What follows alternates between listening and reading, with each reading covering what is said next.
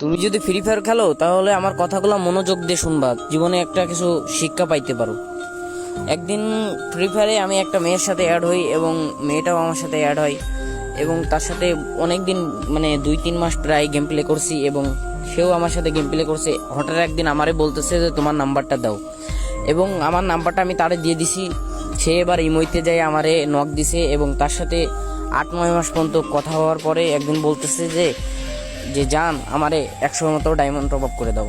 অবশ্যই দিছি, 100 diamond top up করে দেওয়ার পরেও কোনো কিছুই নাই। এবং তার কিছুদিন পরে যাওয়ার পরে আবার বলতেছে জান আমারে না একটা অমুক একটা জিনিস আমার পছন্দ হয়েছে, ওইটা আমারে কিনে দাও।